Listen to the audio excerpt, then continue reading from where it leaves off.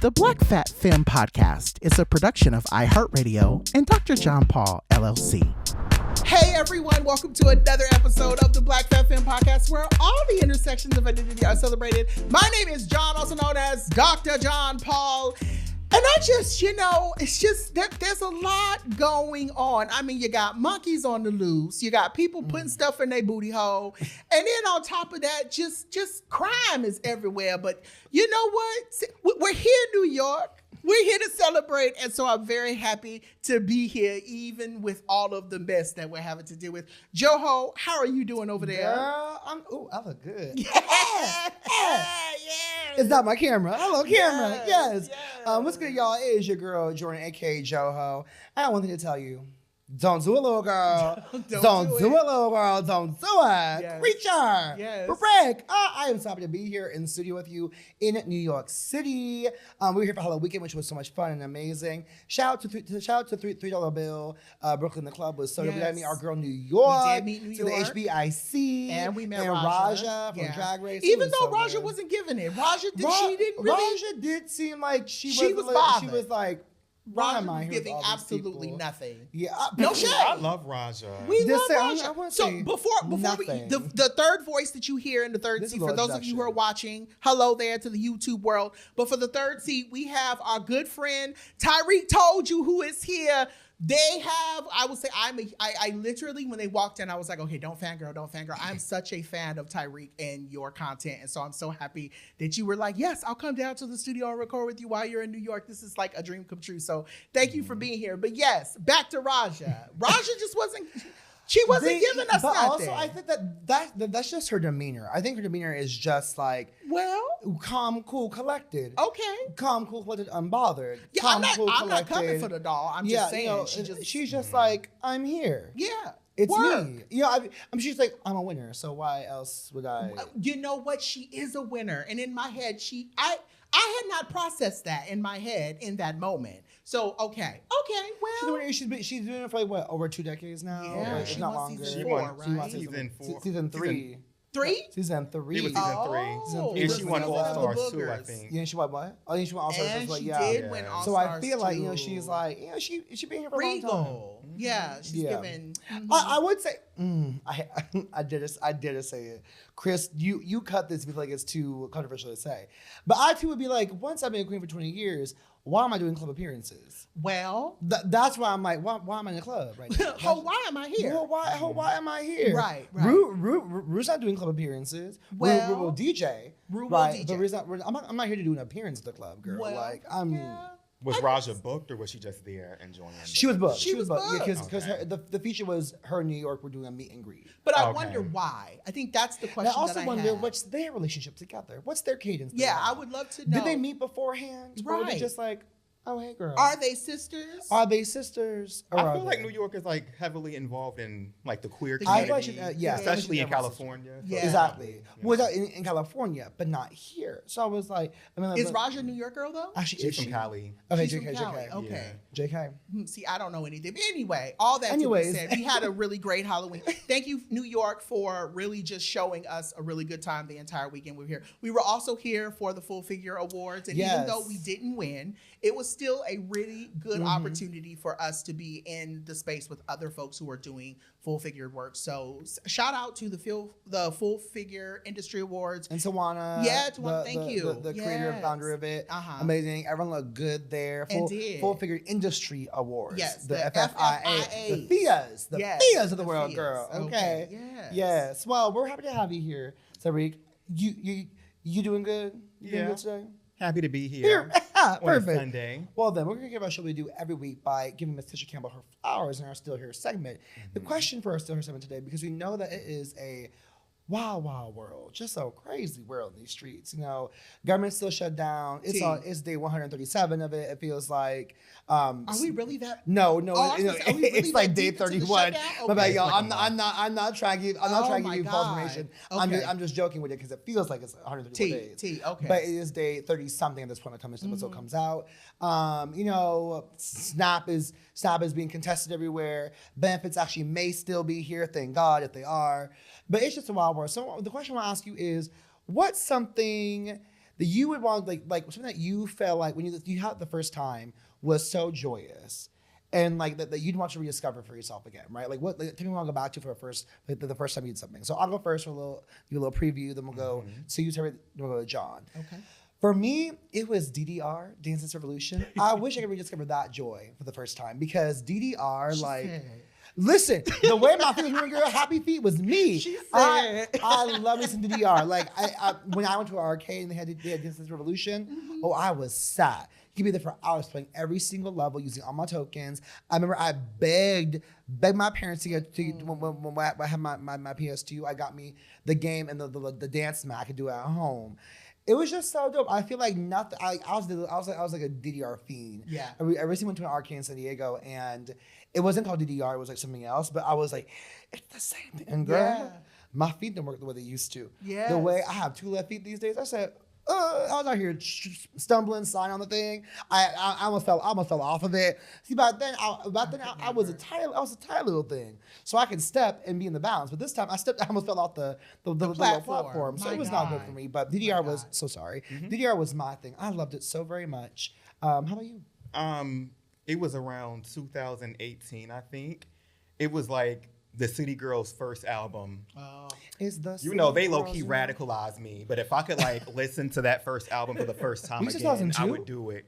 2018, I think. I was like 2002. I was like, it's the I don't City even Girls. You know what I fuck. For me, it's Tighten Up, the first Yes, track on Tighten that. Up. Yeah. Don't make me put my wig in a rubber band. I'm like, oh, I like them. Yes. Are they from Miami? Yeah. They are. Yeah. They not cool sing the anymore. songs all but the you know, time. Yeah. Okay. We'll always have the memories. They once were. They once were. Yeah, they once were. Yeah. Now it's just JT. Are they friends? I don't think I so. don't think so. I think they had a falling out. Huh. It was a very public one too. Yeah. Yikes. But And Carisha got custody of Saucy Santana. So Well, that's what I was saying. I buffered because I was like, no, maybe I won't say that. But yes, they did get Carisha. Carisha did get Saucy Santana in the custody. Which Saucy always down. referencing Carisha in the songs. About Saucy's new album, they mentioned Carisha several times in the song. Right. And I'm like, no, I love it. But they're not friends. And then JT's out here doing bars with Doechii. Had a whole new album Trying for to herself. protect that man, right? Uzi, Who? Oh. Wait, is she the one connected to? Who's the one that's connected to Diddy? Carisha. Ah, Carisha, damn. yeah. Okay, then never mind. I had them mixed up in my head because I don't follow them, so I don't know Okay. much about any of them. So what brings you joy? Well, back to the question at hand. So I drive the boat, bitch. Drive the boat. Let's not spend too much time on Yes, Carisha. girl, we okay? was about to go Let's down not- a rabbit Super hole. libel in this place. Yeah, there would have been a whole bunch of...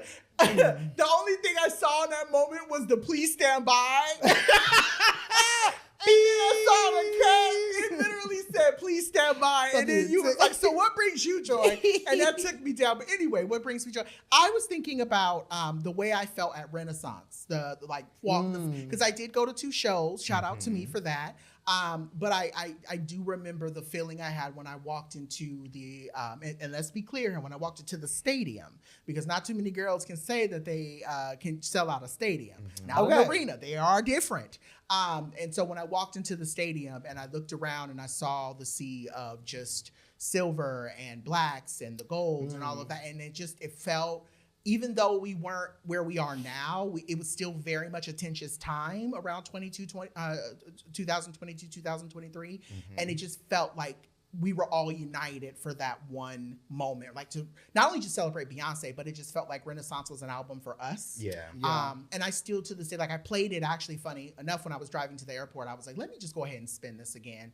And I listened to it like probably every week at this point still. But I was going to say like, it just felt like there's something so kinetic about that album, and not only to me about my blackness, but also my queerness. And so I just wish I could go back to that. And again, I still have it, but it would be cool to relive that moment again of being able to see Beyonce coming up out of the stage and that energy that was in the stadium, around everyone being there for Renaissance. So I hear that. I really feel. Did you see the? Did you see the concert? I didn't go to the show, but Renaissance might be my favorite Beyonce album, and that's saying a lot because I've loved Beyonce my whole life since Same. Destiny's Child, like since Writings on the Wall. I've been rocking with her. So, yeah. I think I always tell people, like, to me, it's the most impactful album of I think of her music, and for me, one of the most impactful albums in my life. Like, I feel like it's an album that I've always felt proud to be queer, but it's an album where I'm like, oh, like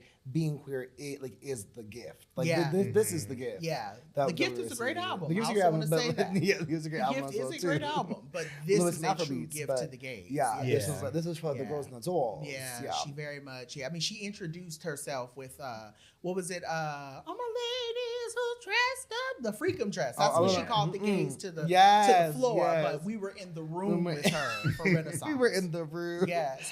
Before she said, don't stand back. Now she said, come on in. Yes. Well, now that we have y'all filled up with some joy, how you doing? Filled up with some joy. We gotta take one quick girl. How you say quick? I said one quick break. And we're back more with Tyreak in just a sec.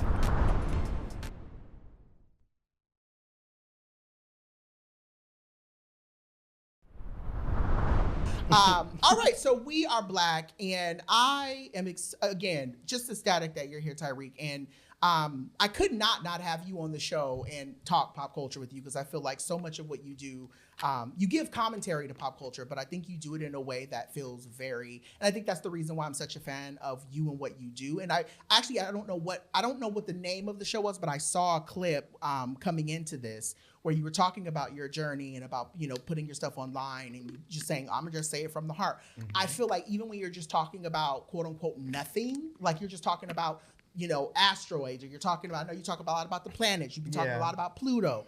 You still do it with so much fervor and so much like you have something to say. And I just love that. So I literally said, considering we have been through so much this year, we only have 7 more Fridays until it's Christmas. Ooh, wow. You can't say I didn't let you know. It's coming, right? I would love to start by asking you, what do you think was the most surprising or most influential pop moment that you've seen this year? Oh, well, what's happened this year? The Diddy trial. T. Yeah. T. Yeah, I'm gonna give it to Diddy. Mm-hmm. Yeah.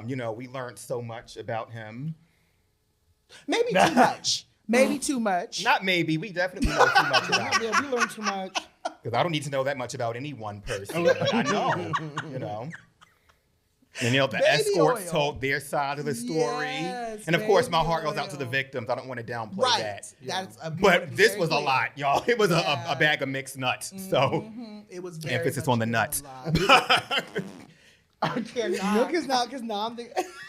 That is going to be the title of this episode. Emphasis on the nuts. Mm-hmm. Yes. I mean, because also like it's really become a punchline too. I'm thinking of like in Emma Drama from in Cardi's album, right, when she's dissing Bia and she mentions like I heard did he come Cardi dissed it's like, Bia. who Bia? Who's Bia? Can you name 5 Bia This songs? all. Oh, well, that's Name bad 5 news Bia for songs you. gonna point to your head. Bow Down your your dad. dad. So am I supposed to know who Bia is? That's You don't the have joke, to. actually. So Yeah, that's a joke. So, on Cardi's album, she has a song called, I think, Pretty and Petty. petty, yeah. I'm pretty and petty as fuck. Yeah. I'm pretty and petty as fuck. Yeah. And it's yeah. basically a diss to this other girl, Bia, who is a rapper. I don't know Yeah. who that is. Well, She most did people a don't know her song- what music, song and that she was like the have? punchline in Cardi's song. Yeah, We don't yeah. know you. And so like, and one of the lines, she's like, why you always at Diddy's house? Heard he comb that little kitty out because Sean Combs. So I was like, so she had a play on words. So I was like, smart, go off, Cardi on the element. It was a bar, but like my point is like it's been a punchline for people as well too. Like I really think. Pause. So is Bia the girl who I guess it said that Cardi stole her beat or something? There was a track that Cardi had released before she released the album. Well, and I think someone was saying that Cardi used her track. Well, one could say Bia is one could say Bia is a carbon version of Cardi. Oh, okay. One could I say. wouldn't say that. Okay. I'm just wondering. I don't know who I that will say lady she's is. in her own lane. She's just Okay. trying to get some more traction in that lane of hers. Okay. But she really blew up a few years ago when she did that song. Well, Nicki gave her a feature Yeah. on her song. But how's the song? Mourn her. I mourn Nicki. No, okay. The money in this motherfucker. Yeah. Oh, that And Nicki was like, and then, I put on my jewelry just to suck my nigga off. Okay, so it was be a song first. I put on my jewelry just to go to the bodega. Blah blah blah. Something. It's a whole lot of money in this mother. Bitch, I'm getting my money. Okay, and so that's one. You need 4 more to not get shot. Nikki hopped on a feature on that, and that blew her up. Honestly, and then she performed actually for Savage X Fenty. Okay. I think season 4. Congratulations. I actually liked Bia. Yeah, I don't want to downplay Bia. Yeah, that's very right. No, I just don't know her. Redacted, not covering copy. I think because when I first heard her, I was like, oh, she reminds me of Cardi in a lot of ways, which I really think is a good thing. Mm-hmm. But I guess they have a beef now. She said, but isn't Megan beefing with somebody too now? No, not anymore. Glorilla. Oh, what Megan and Glorilla are beefing? Yeah, they're beefing. After they had the song of the Summer Wanna Be? Yeah. What do you mean? I think it was Thursday or Friday. I saw that come down the timeline. Can you stop chicken instead? Yeah. I'm so sad.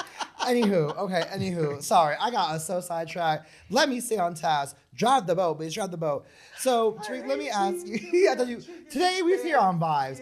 Me in person, I'm just silly. I like it. I don't like serious people. They make me uncomfortable. It's weird. Yeah. That part. Why are you so serious? So, my question for you, this next one is like, what's a pop culture trend that you may secretly love or secretly hate that has popped up this year? I don't really have secrets, but you openly hate that you maybe want to talk more of it and talk more about sitting on business on. I'm gonna say I hate it. I'm kind of just too old for it, but like the whole 6'7" thing that these kids are doing. What is that? I don't know. What is a 6'7"? I don't know where it came from. I don't get the reference, but it's just everywhere. 6'7". What is it? I can't. When people start doing this, the little heart, I know this meant. I was like, does this mean you got money, girl? Wait, huh? This is my first time seeing that. Yeah, I've never seen that either. So the kids in pictures by this. In pictures? I'm like, it just means a little heart. And I'm like, is this really a heart? Well, is this really what this is? Okay, well, I guess I'm pop culture then. It's K-pop. Oh. Okay, wait, thank you, producer. Shout out to South Korea. I was like, Demon Hunter K-pop, just K-pop in general. You said shout out to South Korea. Period.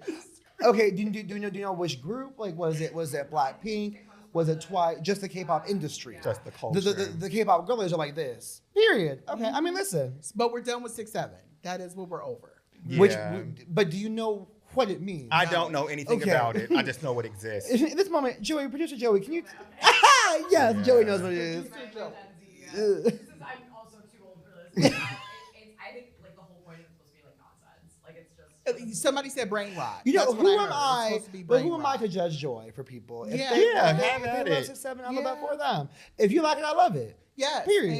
Amen. Yes. There are a lot of things that people do that I don't love. And you love your Labubu's, right? That part. Yes. Hey. Drag me. Not too much. Not too much. Yes. Of my girl now. Yes. Please drag me. Labubu's. And shout out to everybody who sends me. So that's the thing. People. Do me next. They love coffee. But please. Well, no, I'm definitely a coffee guy. I'm a coffee girl. On the same page, I was like, you can't drive the dog for coffee. Okay? What's your coffee order? But no, let's not talk about it. The girl, it's complicated. It's complicated. I mean, I'll tell you. It ain't too complicated for me. Okay. I do an iced vanilla red eye with oat milk and cold. Okay. Oh, you know the same. We speak the same language. We got orders. I vanilla or caramel with decaf though, because I can't have caffeine. Okay. Decaf, almond milk, and then a cold foam as well too. It's my shit. Let me a cold foam. Yeah. Yeah. If it's fall season, pumpkin spice for sure, or a pumpkin maple. That's where I've never had a pumpkin maple, but I'm definitely here for a pumpkin chai. Is my shit. Pumpkin chai. That's mine. Right now. I have a very complicated order. But let me tell. Y'all, you can cancel me accordingly. I am so excited that Starbucks is bringing back the eggnog latte. Please cancel me. I don't care. I'm gonna cancel you off eggnog though. Yeah. Eggnog is just not. I do not understand the eggnog. I love it. Like Joy. Yes. Do you like tasty. Eggnog? I prefer coquito. That's yes, like coquito. the Puerto Rican. The Puerto Rican. Yes. Yeah. Rican. I love coquito. Yes. Yeah, that shit's good. My mother, one of her best friends is Puerto Rican, and like she taught her coquito recipe, so my mom makes it every year. Yes.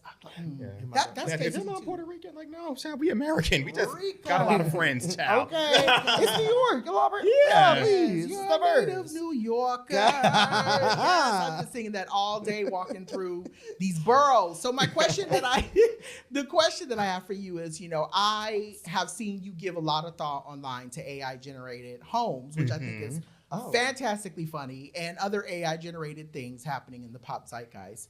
I would love to ask you, now that I have you in person, considering how the joke about AI, what's your thoughts on AI generated music, art, or content right now? Don't like it at all. I hate it as well, but go off. I feel like there's like a gift that comes with humanity. Yeah.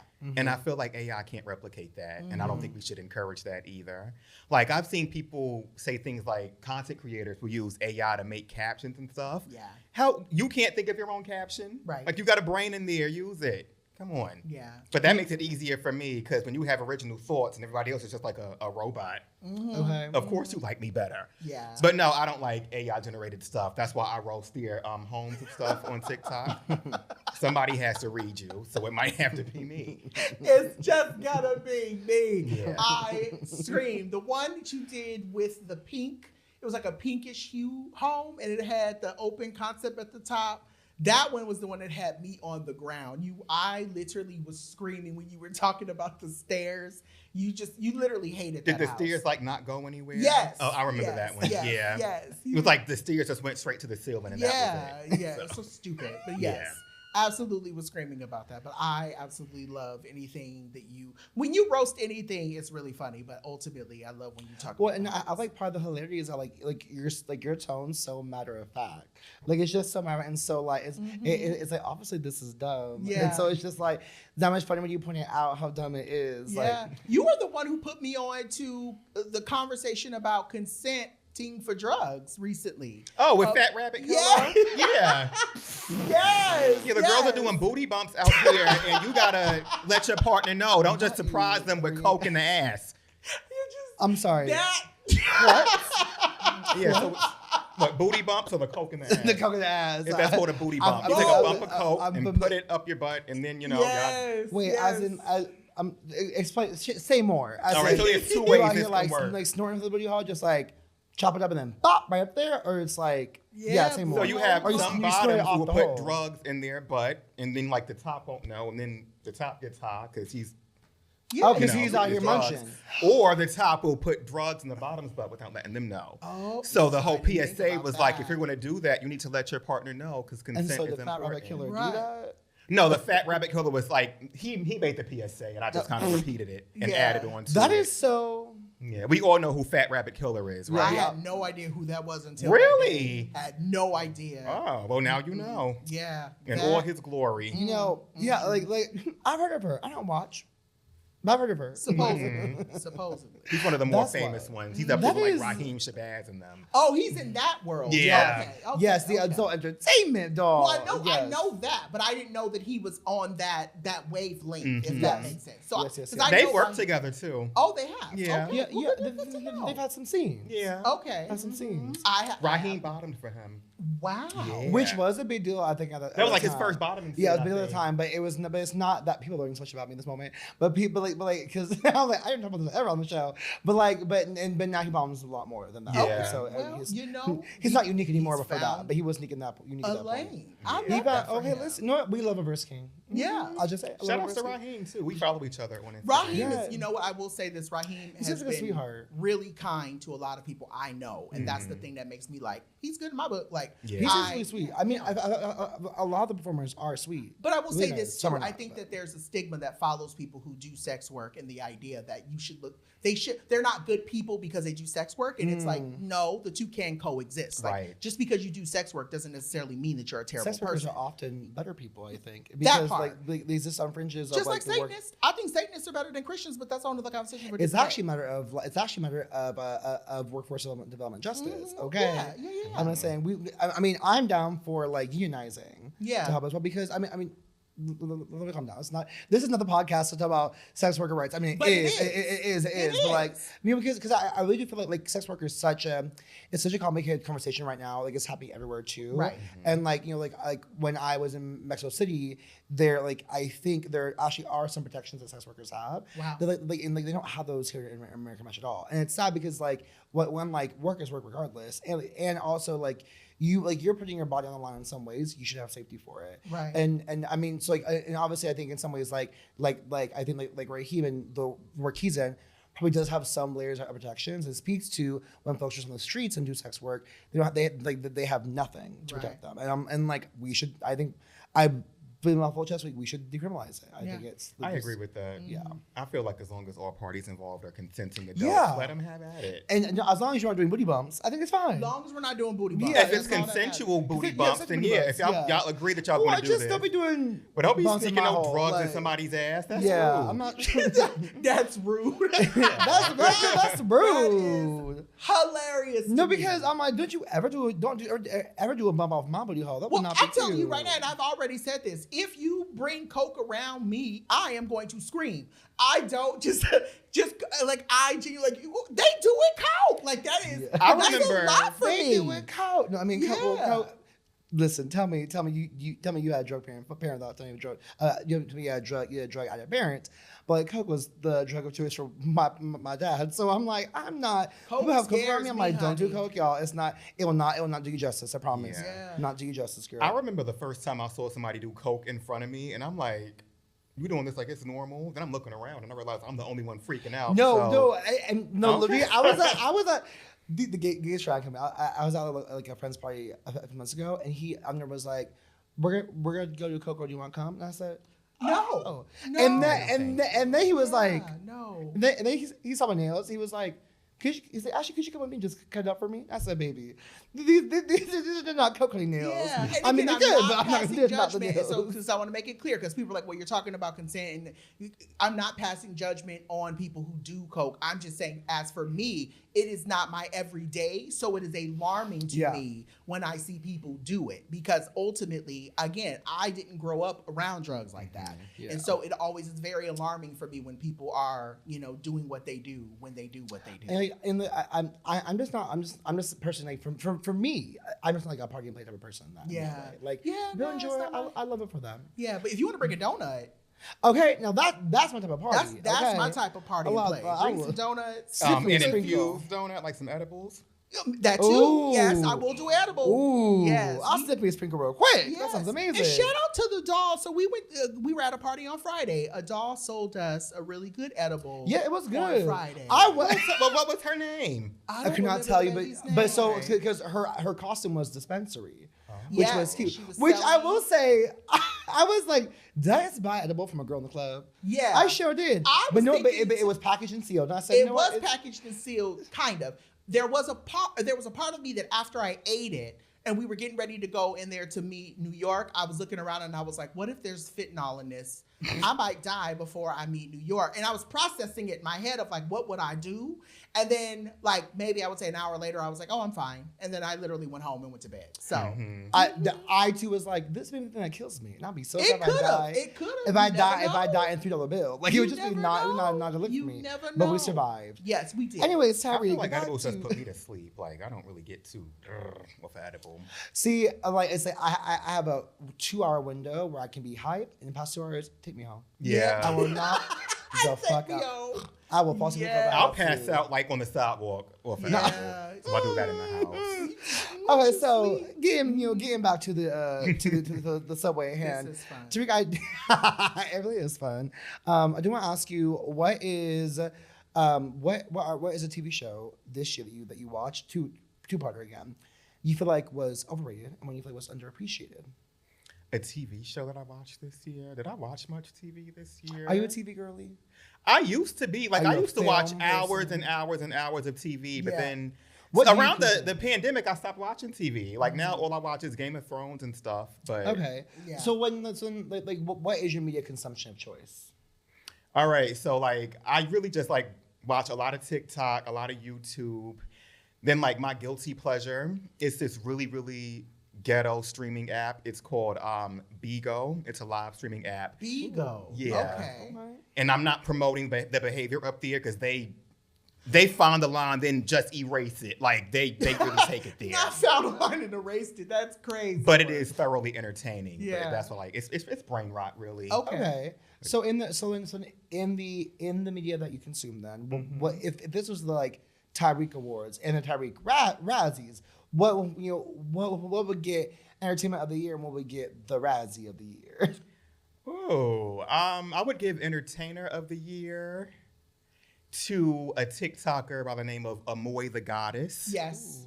You know, Amoy, very problematic, a very complicated person. Very. You know, I'm not the best. Questionable morals, definitely. Yeah. But she is thoroughly entertaining. She's trans this week, and she has straddled every bit of the spectrum.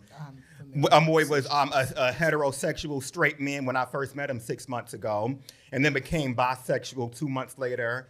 He's now trans and living as a woman with her boyfriend James, who was only there because he needs a place to stay. It's complicated. Oh, it's homosexual. We've talked about that on the show. She sounds like an AI TikToker. She sounds AI. Oh no, AI could never produce that. That's a human. But I would give Amoy Entertainer of the Year. Okay. And I make Flop of the Year. Probably Shay, the Apple Store Queen, only because she threatened me in my inbox. Wait, what? Yeah. The one who used to dance in the Apple Store? Mm-hmm. Tell us more. Well, you know, the Apple Store, that was like 15 years ago. Since then, she's had her kids taken away. She keeps getting evicted from like her apartments because she don't pay her rent. God. She just gets on TikTok Live begging her followers for money to get her alcohol and crab boils. And, you know, she curses people out.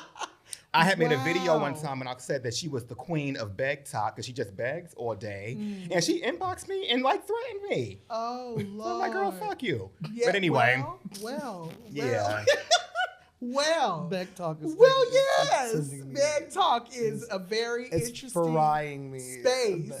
There's like a whole community of TikTokers who just beg for money all day. Is that like the girl who, is that like the one who's like, ice cream so good? No, see, that's different because she's like actually getting gifts through TikTok. Okay. I mean, like literally online panhandlers like, hey, y'all, I need $20. Cash at me $25. If you don't got it, get out my live. They'll curse you out for not getting it. Online. Yeah. It's killing me right now. They will come up there and ask for $6,000, and I'm not exaggerating. Just the audacity. Wow. And if you try to like give them resources and like connections with like housing, don't give me a hotline, girl. Don't give me an email. I don't want job applications. I don't want housing connect. I want cash. Just give me the money. That's what's giving that meme. It's very much giving that meme. That is funny to me. Anything this year that may have challenged or changed your views? I learned a lot about myself this year. Okay. I haven't told too many people this, but 6 months ago today, I quit my job and I became a full-time content creator. Yeah. So, and probably really hard too. Yeah, that's like definitely been a roller coaster. But my bills are still paid, so yeah. So I'm like learning like how much of a hustler I can be. Yeah.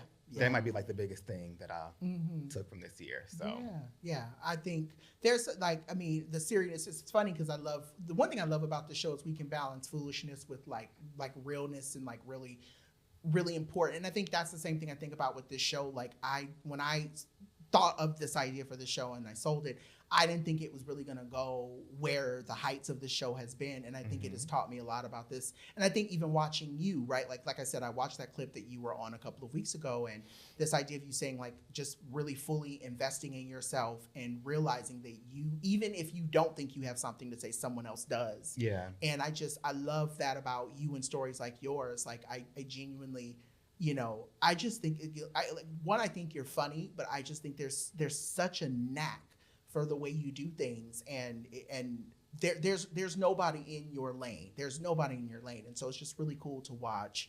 I'm fangirling. I'm sorry. No, I really appreciate that. I just love everything you do. I think you are so funny and very talented, and I think what you're doing is going to take you.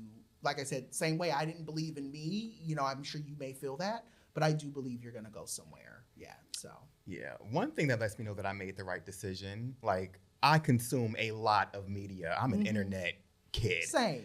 And like when I see people who like I've been watching for years acknowledge me and shout me out, like you and Jaden XD, like wait, y'all know me and y'all like what I'm doing. Yeah. That's like what lets me know I'm doing something right. Yeah. So, even being here, like what am I doing here on a damn Sunday? I'm supposed to be at home watching Fat Rabbit Killer, but I'm over here with y'all recording a podcast episode. I hate you. With the other fats. Yes, you are. You're here with the alternate fats. Yes. You got the other alternate fat rabbits. I know that's right. I do have, so I have a separate question, but I do want to if I can probe a little bit more just into how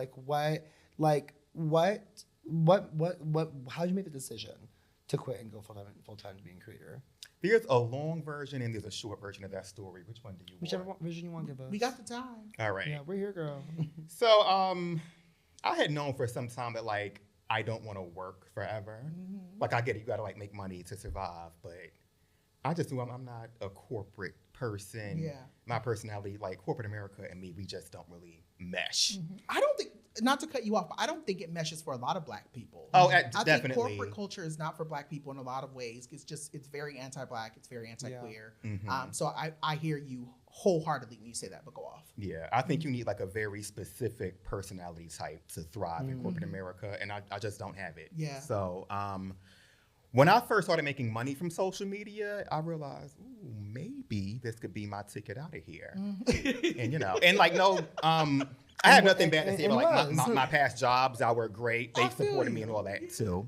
Mm-hmm. But as my social media stuff started growing, I was giving less and less of my attention and my care to my job. Mm-hmm. So I came into work one day and I checked my little Outlook calendar and I realized my yearly review was happening that day. And I'm like, oh shit, I know it's not going to be good because I have self-awareness. I know I'm not, doing as good as I could. Mm-hmm. And I said, you know what? I could either sit down with my manager, talk about everything that I've been doing wrong this year, and then just lie about the things I'm going to do to improve, or I can just quit.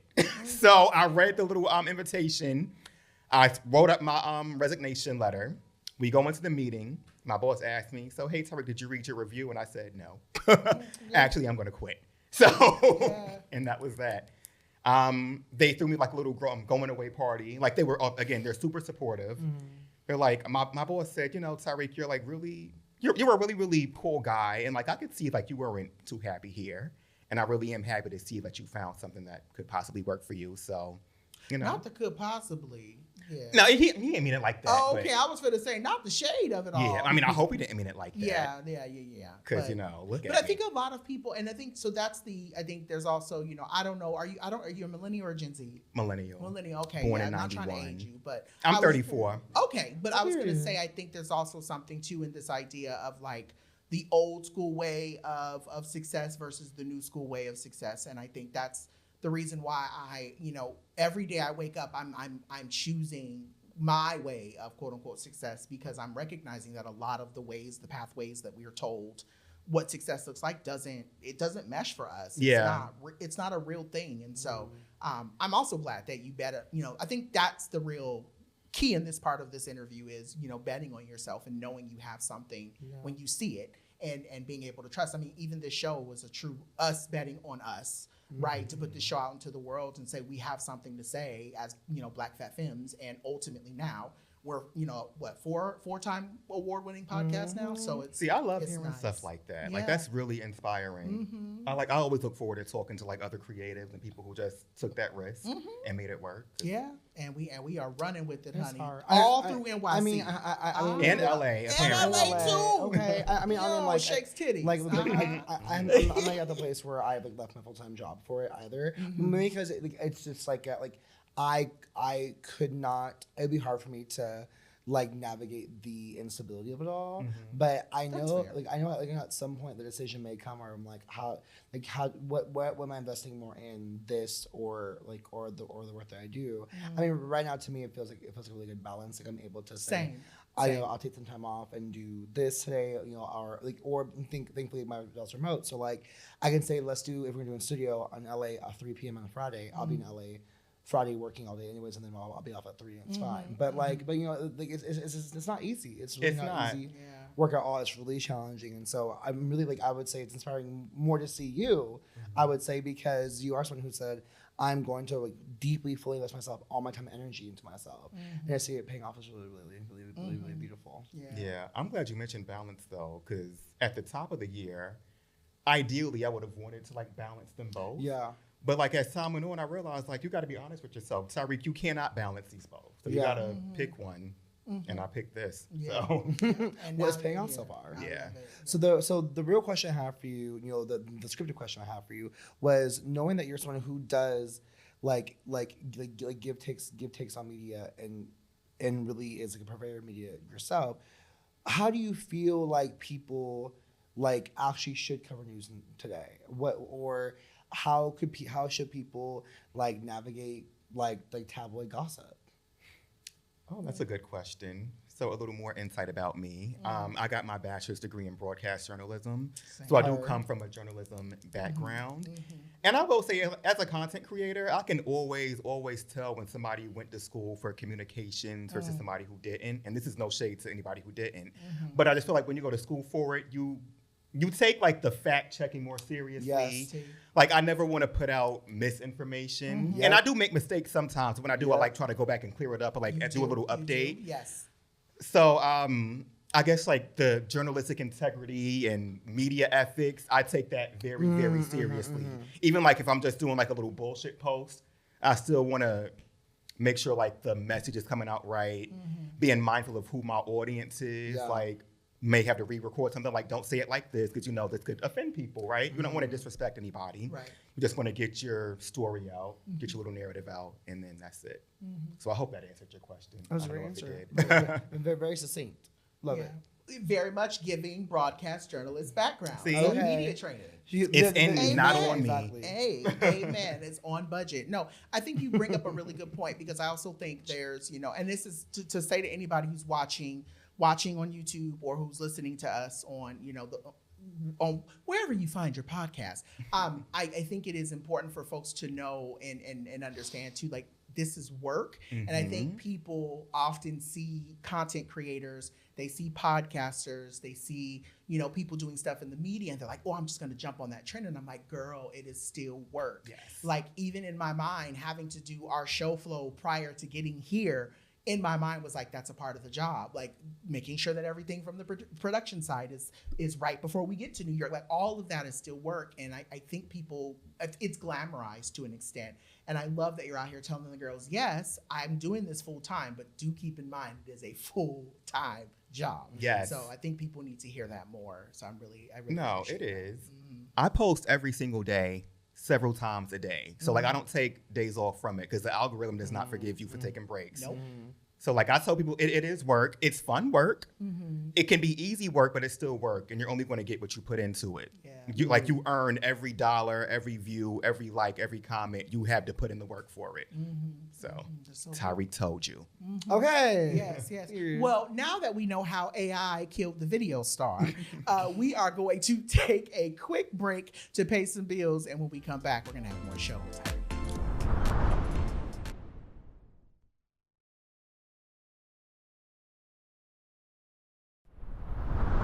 And we are Black Fam. And for today's segment, we want to do what's poppin' segment. And it's gonna be a little spicy and controversial. Let me get my notes up to make sure I'm asking in the right way because it's a hot take. How you doing? So Yeah. What was said, girl? What was said? Who said that? Who said that? So I want to give a girl's opinion on a topic that we're seeing more and more of: cancel culture. As we have seen time and time again, certain celebrities have claimed that cancel culture has quote unquote ruined their career. And some say the cancel culture does not actually exist. And so this week I want to ask y'all, or all of us here, does society or fans forgive some celebrities more than others after scandals? And whose cancellations or apologies actually have led to meaningful change in the entertainment industry? Have you seen restorative justice actually practiced in these streets? Or what? Now, I have to form my thoughts on this still, because it was a big question for me. So I'm going to kick to y'all first. Yes. So I guess the question is, do you think cancel culture? Yeah, so it's three layers. What are your thoughts on cancel culture? Do you believe that some fans forgive people more than others, and why? And then, whose apologies, if you want to share, do you think have actually worked out, or do you think have not? This may be a little bit long-winded because that's like We got time, girl. a loaded question. Is cancel culture real? My short answer is going to be yes, but I don't think it exists in the way that people think it does. Real. If we're going to be honest, the only person who can really cancel a celebrity is the industry itself. Right. So like if the venues don't want to book you, if the labels don't want to support you, I feel like that's real cancel culture. Because from what I've seen, when a celebrity does something controversial and like they get all this backlash, 9 times out of 10, the people criticizing them are not their fans or their supporters. It's just like people who exist outside of that. It's noise, You know, a lot of times the celebrity's fan base really operates like a cult. They do not hold their faves accountable for anything. So it's not the fans that's doing the canceling. And if your support group is still supporting you, then you're not canceled as far as I'm concerned. As far as like celebrity apologies and stuff, again, I don't take those seriously because I don't believe them. I think that, I believe that people say what they mean and mean what they say. And we all have opinions that are just not appropriate. And I think that you apologize to kind of save face. It's like an empty formality to me, really. You're apologizing because you got caught. Exactly. Like, are you sorry or are you embarrassed? Because there's a difference. Yes. So no, I don't think that you change your mind that quickly. You know, I think you just kind of turn your notifications off, take a nap, then come back 2 days later, like, oh, I'm sorry if I offended you, and then you just move on. So no. Is insane to me. So I'm right there with you. I do have some notes that I want to read verbatim because I feel very strongly about this. You know, I really hate that we have gotten to this place that everyone is saying, oh, it's cancel culture, it's cancel culture. No, because like I even think about Chris Brown, aka Crash Bandicoot. Like the fact that so many people have given him so much space to continue to keep doing what he's doing, even when he has done harm. That's the thing that I think really bugs me is that, you know, people will say, oh, well, he said sorry, but I'm going, well, his actions are not proving he's sorry. Yeah. Because I know other people in the industry who are connected to him that are saying that they've been harmed by him. Right. And so I'm going like what it's not clocking to you that I'm standing on business right now. Right. Like it's not clocking to you right now. It's not clocking to that I'm standing on business. That I'm standing on business when I say this. So that really bugs me. It also bothers me because I know that, you know, in my mind, Diddy is going to get out in 2028 and the world is going to act like he didn't do anything. And I think that's the biggest thing that really bugs me is, you know, people say, oh, cancel culture, people trying to cancel Diddy. No, Diddy did all of these terrible things and he's being held accountable for them. Yeah. And then in 2028, people are just going to be like, oh, Diddy's releasing a new record like nothing ever happened and he didn't harm Cassie. Right. So that's the thing that really bugs me. I think the biggest thing for me is in all of this conversation is that I think, and I want to say this very clearly because when you were talking, I immediately went to Kathy Griffin and thinking about the hell that Kathy Griffin went through from 2016 to like 2022. And even though she still has a major tour now, a lot of the stuff she's doing is self-funded, right? Like it's not even like she, you know, Live Nation finally signed on to help her with her latest tour, but she's still struggling to be Kathy Griffin 2014, 2015. Yeah. And so that's a mind for me. It's like cancel culture for who? Most of the time, cancel culture only affects women and specifically Black women. I think about Chrisette Michele when she did the inauguration, right? Like, do I still shade her for that? Yes, but has her career looked the same? No. So yes, cancel culture exists, but usually it doesn't impact men, specifically rich men. Kanye was thriving throughout the whole Chrisette Michele thing. My God, yeah. Literally, it still is. That's the gag, is that Kanye still is thriving now. And people, he has said and has done some really terrible things.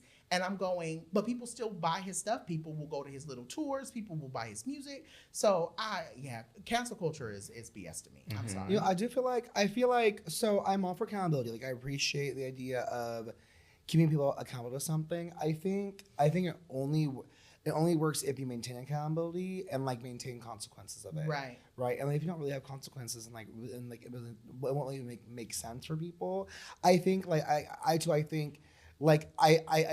everything is real and everything is not real at the same time. Like I think the impacts of it are real, but I think nothing is real if you aren't putting in the work to make it real. And so, but I appreciate the idea of a sort of justice. I appreciate the idea of saying let's be accountable to something. I think I'm thinking a lot like right now like Snoop Dogg, because you can remember probably how it affects women more than men, and it's so true. Like Snoop Dogg, right? Like no one's tripping off of him performing at the inauguration as well too. No one's tripping off him that he made comments about like queer love, right? But people like, well, like it's Snoop, he's older, right? And so I think people are more likely to forgive. One, I think people of a certain generation. I also think like they're more forgiving if like you base like what like your lane is, right? 'Cause I think of like Lizzo and her cancellations, what like was about her, like her allegedly like bullying other big girls, allegedly. Well, and didn't she countersue about and that? And did, which is why I say like and that's still playing out. like. And so I said legend not because I don't believe it, but because like I don't know what the truth is. Right.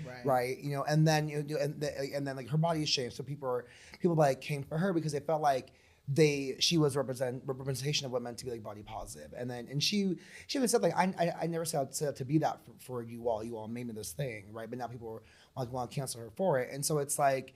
I think you're absolutely right. Like, and it's interesting you asked this question because I'm watching the morning show on Apple TV, where a big part of the show is about cancellation. And I think people don't want to be canceled because, and this is also why I would never be a full-time creator, because my job is so different from this.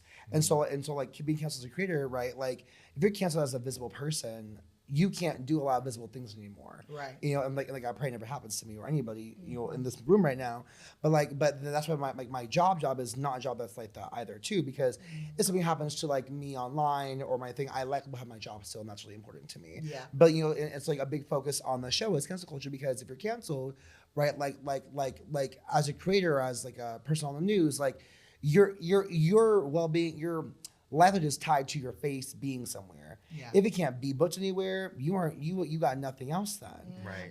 And so is the bus still running? Is the bus still running? And so like or like I think like I also think of like RuPaul, like RuPaul, right? For a while, RuPaul really never got canceled for fracking as much as like people tried to.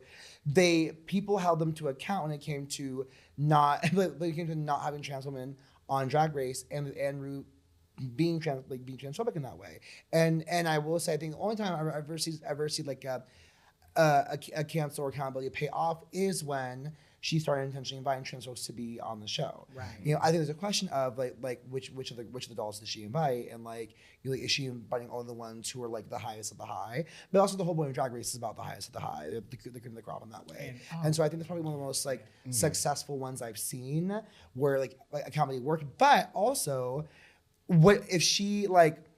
If I wonder what the conversation was, right? If the network was like, we don't care, girl, would she have done it? Did they say we don't care? Well, now they really don't care because they didn't got all of us up out of there. CBS, that's fair. No, that's fair. That's fair. But but at that point, I think it was still on logo or like VH1, and so like. Like when she made that decision, was it because she wanted to be responsible to the community, or was it responsible to the check, right? Yeah. Like and I think I live in that place. Sorry, it's long-winded. I think I live in that place where like I want accountability. I want to be held accountable. I want everyone to be held accountable. I think I'm not interested in canceling as much because I'm interested more in what can happen. The other side of I'm interested in change. Right. Now, someone can't change because I think everyone can change if they want to, but they won't change. They won't change. Then I'd be like, sorry, girl, I won't book you myself. Right. And that's the thing as well. It's like maybe think of a moment in my community. There's a person in my community who has a lot of power in higher positions of like city government and stuff, right? Mm-hmm. And they're older. When you say in my community, are you talking about the LGBTQ community? Or are you talking about the hat community? What's the hat community? The Hasidic Jewish so people I have a thing. Y'all again talk about getting canceled. I have a thing about the Jewish people. I love their fucking hats. I just want to say that if we have Jewish listeners, people who are traditionally Hasidic Jews, y'all outfits are cunt. I don't care what nobody says. Not listening to the show the whatsoever. Little curl that they have not coming, cunt. The yarmulke, cunt. The little black drapery that they be walking through Crown Heights in, cunt. You just learned it's kosher cunt. Kosher cunt. Kosher cunt. The hats with the fox hair, cunt. I don't care what nobody says. The Jewish people, they be dressed house down boots, ready to give the dolls a show. And so when I said the hats, that's what I meant. Yeah, I was talking about the LGBT quads or the hats. This clip as well too for us, please. Just cut this clip for us. I want for Siggy.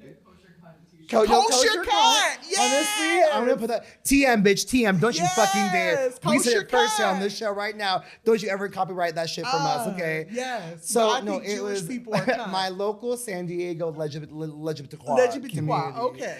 There's a person who has high status that is truly a horrible person. And like is known on record to have been bad, but like they're kind of uncancelable. I feel like I know who this might be. I would be so curious I'd be so interested if you did. The person I'm thinking of lives in Calabasas, not. Never mind. So far. But but they want to be canceled because they have so much power in like high positions of government and stuff, right? But like for example, you know, I run an organization focused on Black and trans folks there, and they had their friend had offered like. I want them to give you guys like $100K, and I was like, I would rather be punched in the face than take their money from them, because I know they're horrible. They don't care about Black people at all. They will do it for the sake of looking good to people, but I know they'll never get canceled for it. Right. So I won't be tied to that, right? Like my accountability is like I want to be accountable, and part of me is like, am I dumb for turning away $100K? Maybe so, but I know it'll come with conditions, and I know it'll come with we must thank her. I will never thank that bitch publicly for anything or privately, like. That's just not for me. And so like, I want to be accountable to the people that I serve. That's real. Right. And that's such. Real. And so. And that's what I'll say. I think that's what good activism, and I think that's what good advocacy looks like, right? Knowing that, you know, what you're doing and who you're inviting into your space. Like that's like me saying, I'm gonna create this whole platform that speaks equality, but I'm okay with listening to R. Kelly on my playlist, right? Mm-hmm. No, like I have seen friends, like a friend of mine, she was showing, I don't know where I saw it, but she was talking about this woman who I guess had a wedding, and at the very top it said, "Please do not play these artists for these very reasons." Mm-hmm. And so I'm like, that's what yes, that's cancel culture, but in my opinion, that's the kind of cancel culture we need. The people who are causing harm are the ones that we need to be talking about. And that's what it is. It's not truly cancel culture. It's, are you being held accountable for the terrible things that you're doing? Right, you point about Kanye. Yeah. When he made the DEFCON 4 on Jews statement, I think like a few years ago, right? He literally was like, unless Nike was a Nike or unless Nike unless insert retailer drops me, I'm gonna say what the fuck I want, right? It was Adidas. And right and Adidas probably would not have dropped him had he not said that. Like I put everything. If he didn't say that, Adidas probably would have kept him. But because he said that, people are like, I'm sure they're like, girl, like we gotta do it now because we'll look dumb to not. Yeah. Right? But until then, he had said hella bad shit. I'm wearing some Yeezys right now. Yeah, I have 2 pair at home that I bought way before all of the fiasco. So canceling begins now. Yes. What do you have to say for yourself, Mr. Yeezy? Well, these were apologize to the people in the camera. My apologies.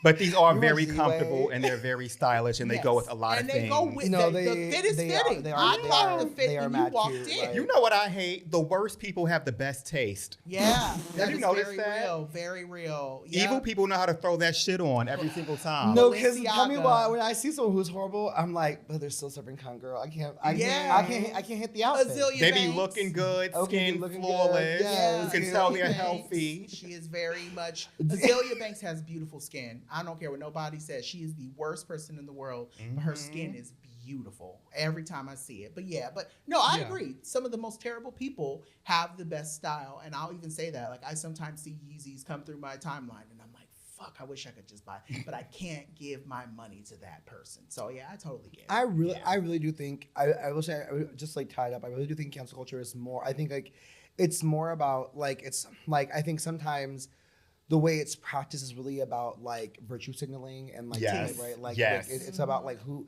like do I look the best doing this thing, and to me I'd rather you like, do you cancel in your actual life in private, or do you cancel in public? Because if you cancel in public, I don't know how much you actually are doing. So like to me I see it as like I don't have to announce I'm canceling, which like I'll just unsubscribe, I'll just unfollow, I'll just say I won't play their stuff anymore. Like I think canceling should be like, it should be a personal decision. I think there are times for a collective cancellation, and I do agree with that for like a really huge thing, or someone chooses to be a visible person in life.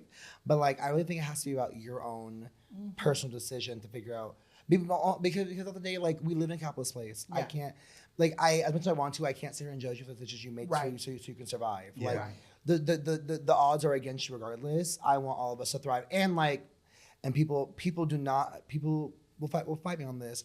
But if I believe in liberation work, the value that I articulate is about everyone deserves to be free in the ways that they want to be free, not the way I want them to be free. And so if I believe in liberation work, I actually have no say in what they do with their lives, even if they do things that are against my own values and beliefs.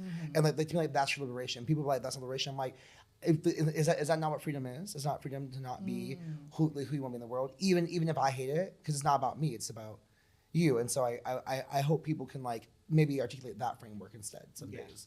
Such. But anyways, now we have y'all ready to cancel your favorite bitch, maybe me, maybe John, maybe Tyreak for the Yeezys, who's to say. Catch him strays. Yes. We gotta take one more quick break, and then we'll be back with your favorite segment, Yes Ma'am, No Ma'ams, in just a bit.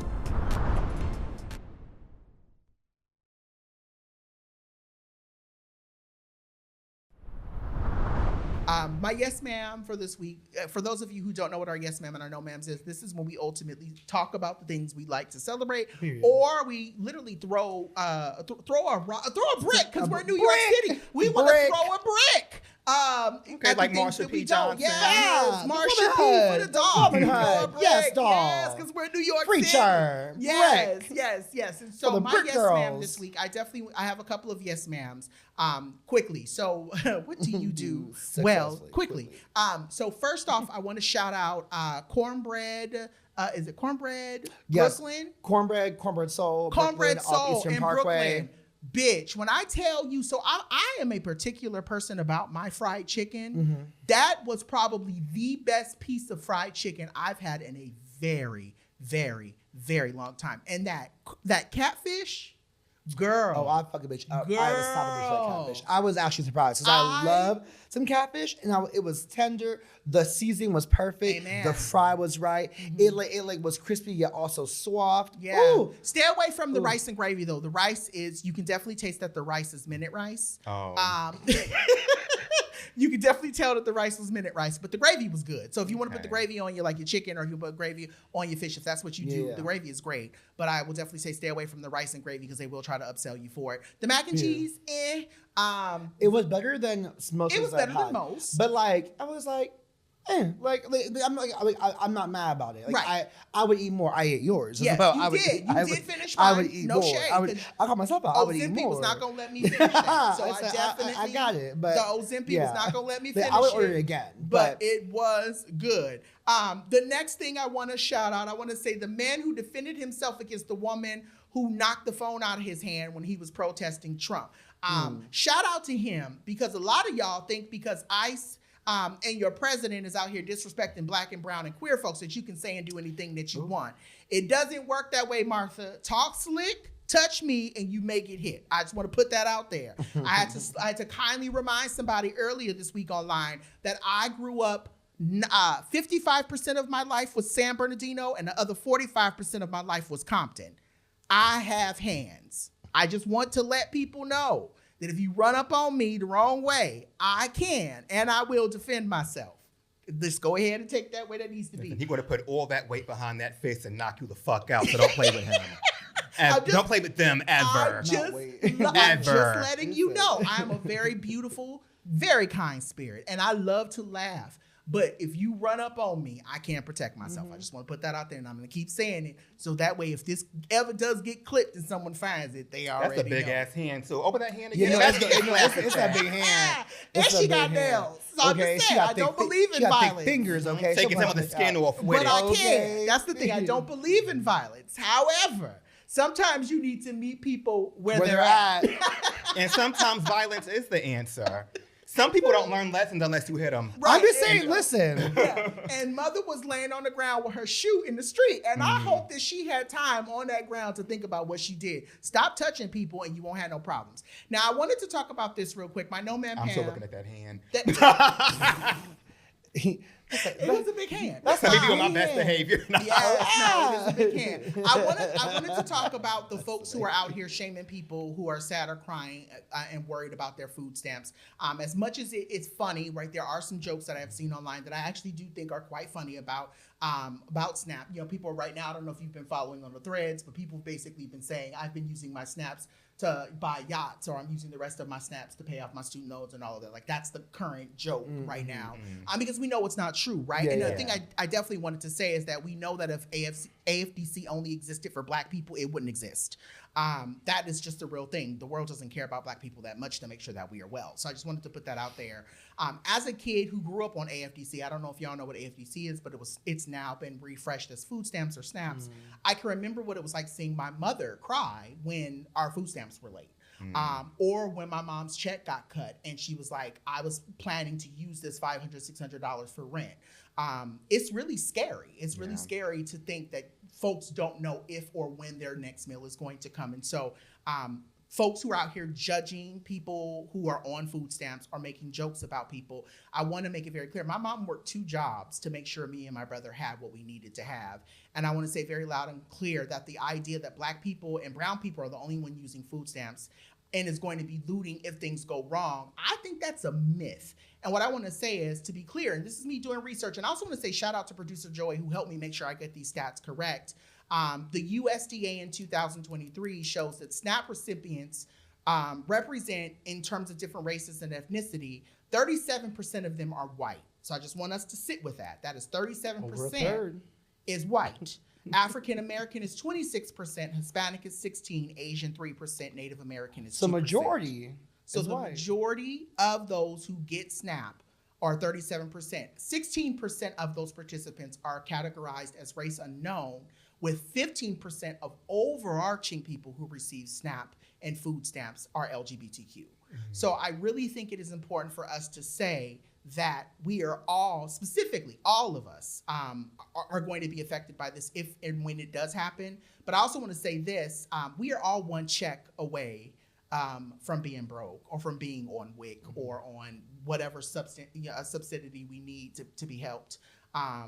One unpaid contract or a bad day away from needing food stamps, especially with all the anti-discrimination and employment issues that we're having. So I really think we really need to get back to this place where for me, it's just the empathy of it all, right? I don't know I may not know what it's like to be hungry right now, but I remember what that feeling was like as a kid. Why would I make jokes about it when someone else is in that situation right now? It's not cool. Right. So I just wanted to, I didn't really want it to become a reading rainbow moment for everybody, but I think it's just, we're in a moment right now where I think people are getting their rocks off by laughing at people who are struggling.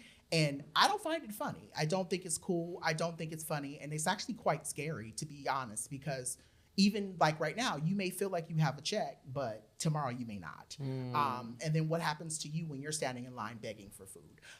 Now this is where I'm about to get petty. JFK, this is the thing I've been sitting on. I said, I'm gonna come to New York. And me and Jordan this is the switch up, right? So you caught the very educational, very kind me, right? Advocacy me. But now I got some words for JFK. What the fuck is that? What was that, JFK? Why did I have to go 3 fucking miles to get an Uber?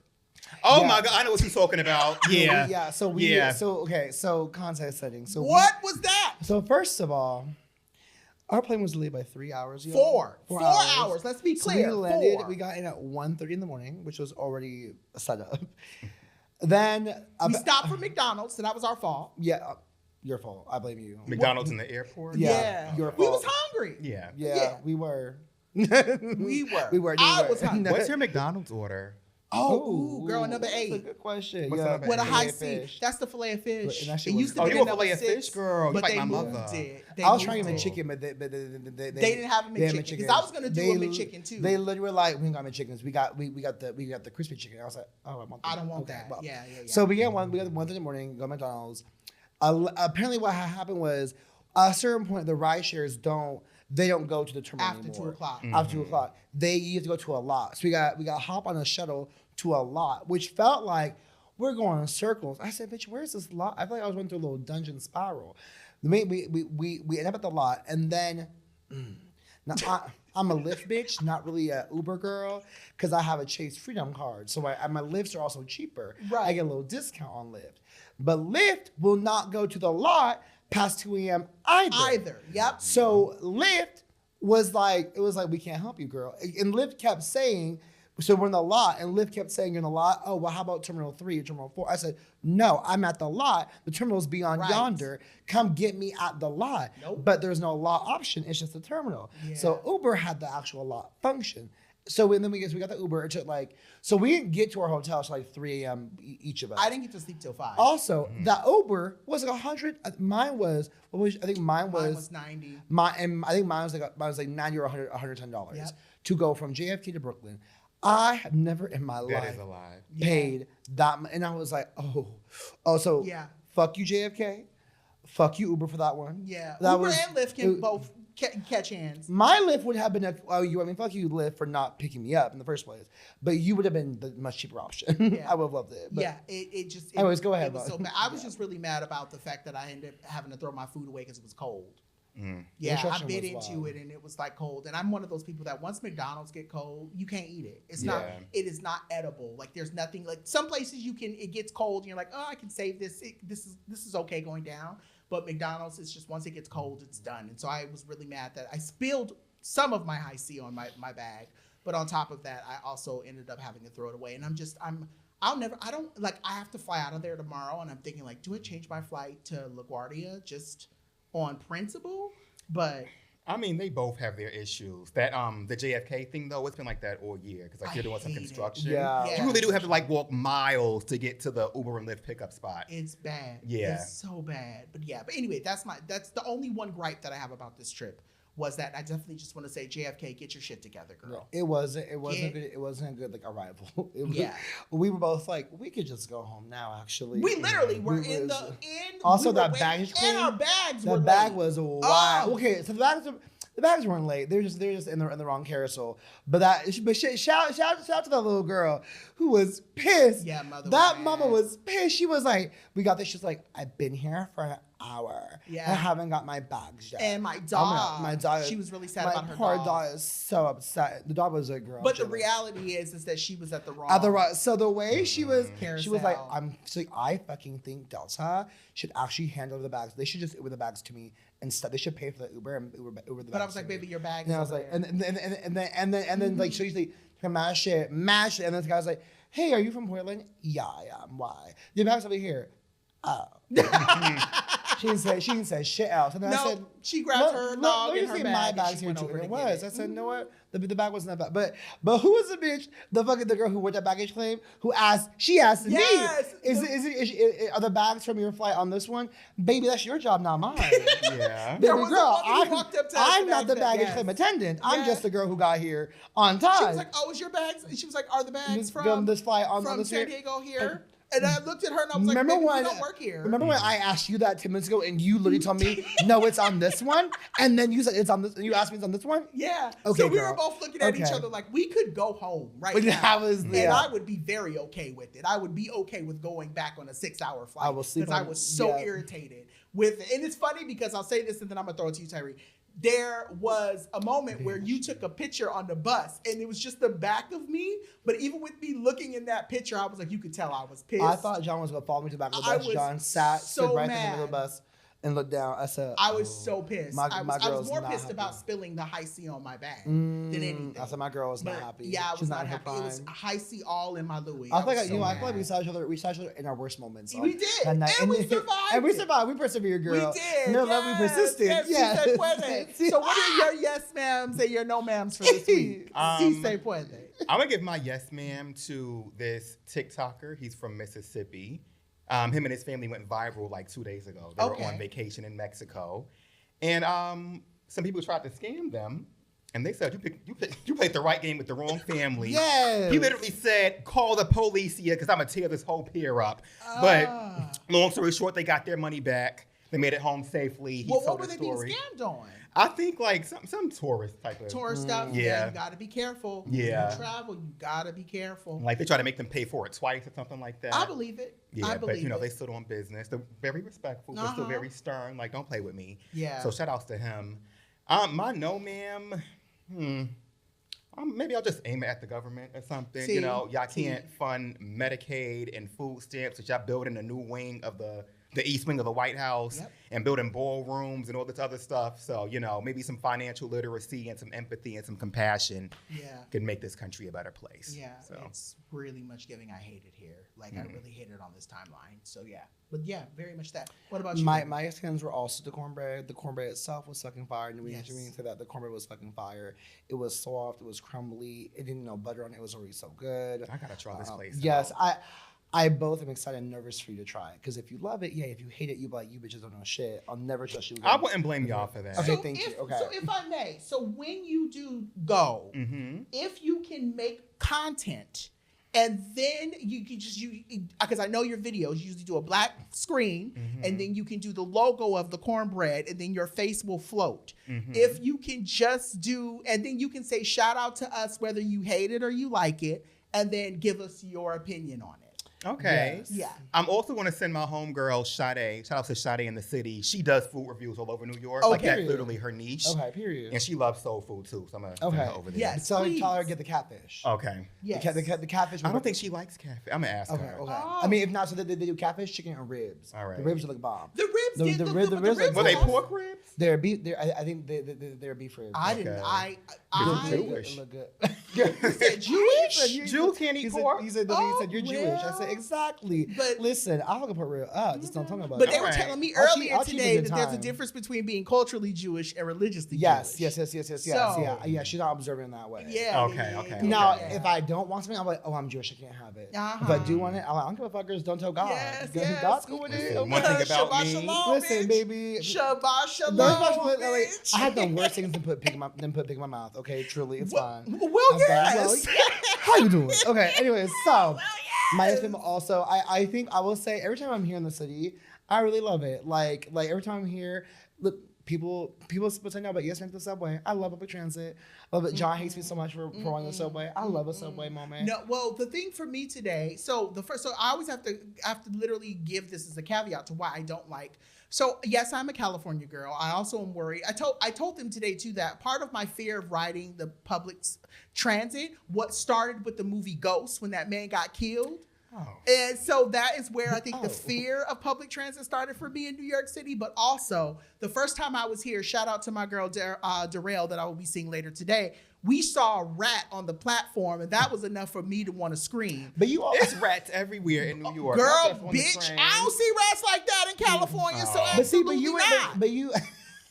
But like you didn't grow up doing the metro either, right? No. Like, but what's the thing about right? Like I grew up doing BART, so it's like T. I Okay, grew up yeah, you're from having Oakland, having and public transit, so it's like I know about the transit system. We did Metrolink, and that was about it. And that was exactly. But then so it's today, as soon as we hit that platform, pee. I was like, oh, it smells like pee. Okay, got it. I said, then when this we were city. coming up the platform, after we got off of, was it the F train we was on? Come on. Shit, everywhere. Shit. I said, okay. Oh, like actual feces? Yes. On the platform or on the train? It was on the platform. Just species. It might have Yes. been one of the unhoused. It's had And I understand that, but I'm just saying, like, for me, in my mind, like, again, I Yeah. know, and please know that I am checking my privilege in this moment to say, I, too, and I always have to remind people, I have been unhoused, so I understand the struggle. I get it. I have been unhoused. But as a person who is not unhoused, it is still a little alarming for me to see shit in a place of where I am trying to take or trying to get somewhere. So it was just Yeah. a little off-putting for me. Yeah. And we That's all. shouldn't be normalizing just shit in public, Right. too. So, I Yeah, can so see it was your just point a there.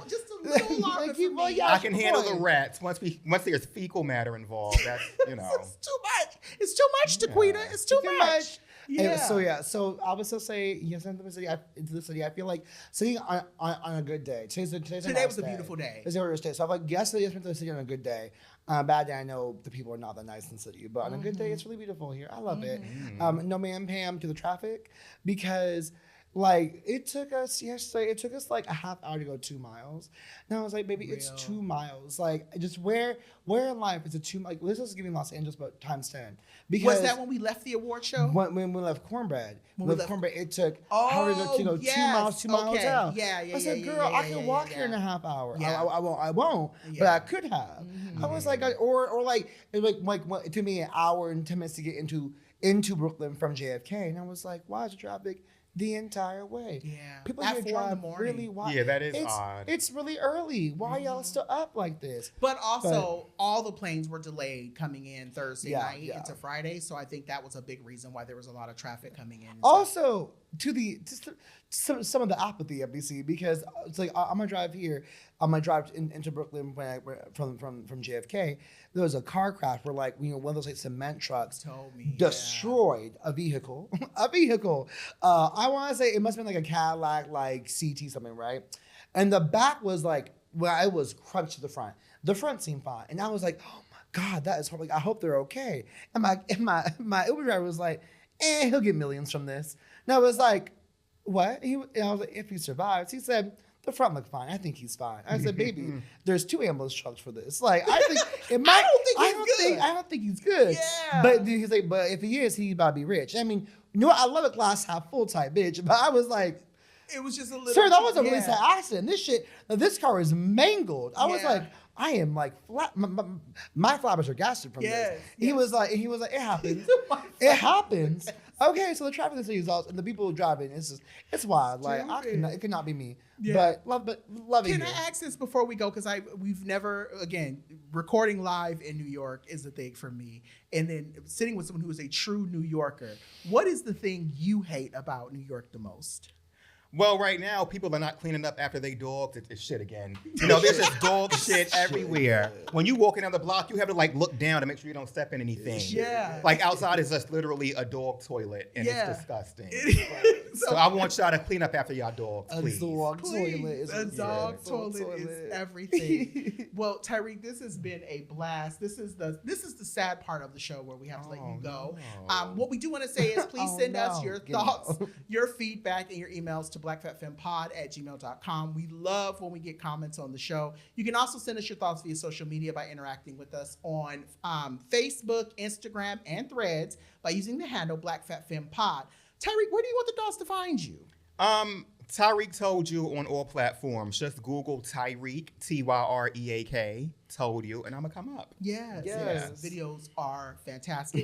Queen Joho, where do you want the dogs to find you? As always, lovers, you can find me at Joho Daniels across all socials. If not there, johdaniels.com, my website. If not there, you will find some piece of me in my wig or my hairline or my soul. I think on a bill because I'm sure I left a piece of me there at some point in time. Yes. I went through 4 different levels. It's so big. I was so lost. I think a part of my spirit is still there somewhere in the hellish landscape of the dark room. But I do. No, that was the dark room. Hold on, you a dark room girlie? No, not typically. I had stumbled upon. It had summoned me. I was like, is that a dark room? I said, ooh, a little dark room. Hey, I mean, to those who partake, I hope that you had a good time.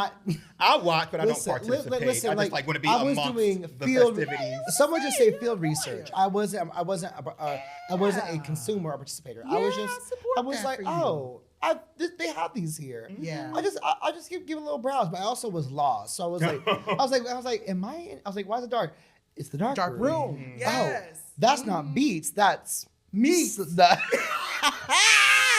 How you doing? Yes. Well, I was not a partaker because I saw her and I went home. I literally saw, this is a cute little space. I'm going back to my hotel room because I'm just old by nature. I thought you was 22. Girl, please. Okay. No, I am 40, honey. Why very much giving. I got to go home and go to bed. All right. Yes.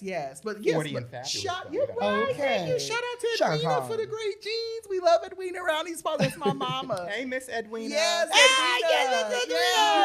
shout out. Everybody knows I love Miss Edwina. She probably gonna call me right after the show is done. But anyway, all that to be said, you can find me and all of my good stuff down to the www.drjohnpaul.com. You can also find me on social media by using the handle @drjohnpaul. You have to spell it out. I'll be telling the people you can't. It's not DR. It's DoctorJon Paul. And go buy my book. My book is in stores. You can find it anywhere books are sold, specifically Barnes & Noble. If you don't have it in your local bookstore, request it. If it is not in your library, also request it. They will have it there. You can also find... shout out to the dolls who are now finding this clip as well. ABC, Hulu, Who I Am Meant to Be, where I talk about the journey to this podcast and how everything happened around this and how me and Joho met and all of the great things around that. And then other than that, you can find me down to the Magnolia Bakery where I will be trying to balance out my A1Cs, trying to get me some of that pumpkin. Oh my God. Sorry, speaking of A1Cs, so I was pre-diabetic like 2 years ago. Yeah. I did what I had to do and I'm not pre-diabetic anymore. So now I can eat all my treats and stuff. Yes, and for the girls who are asking here, I was also, I was diabetic. That was, still am, type 2, but I just got my test results back and I'm down to a 5 now. So, yes. They're trying to get me to 4, but we got to get down. So I'm in the 5s now. Mother's in the 5s. Yes. So I'm going to treat myself to a little small dosage again because we don't have no Magnolia Bakeries where I am. Down to a pumpkin banana bread. Yeah, or pumpkin banana. I have no idea. Pumpkin banana pudding? Yes, that's literally that what I'm here amazing. for. So we're going to go do that after this. But other than that, we want to shout out our wonderful producer, Joey Pat, who is in the house with us today. Hey, you can't Joey. see them, but they're over there. Shout out to Joey for making this happen. We love you so much. Thank you, Joey, for making this happen. And everyone down to the iHeartMedia for all the things that you do and continuing to keep us up and running. We appreciate it. We also want to shout out our lovely editor, Chris Rogers, who not only puts this shit together, but it makes this shit pop. So thank you so much for all you do for our show, Chris. Hey, Chris. We love you, Chris. I always hear your name, Chris Rogers, because watch Jada XD. I had no idea you was editing this too. Yes. Just doing everything. Extraordinaire. Right. Yes, they do it all. This has been another show. Stay black, fat, femme, and fabulous. And remember what, Joho? Listen, y'all, we may have your cup of tea, but girl, grab some eggnog and some Hennessy. Yes. And to up with us, bitch, okay? Yes. Yeah, Shake City. Shake City, Shake City. We love us for real. I'll see you all next week. Bye.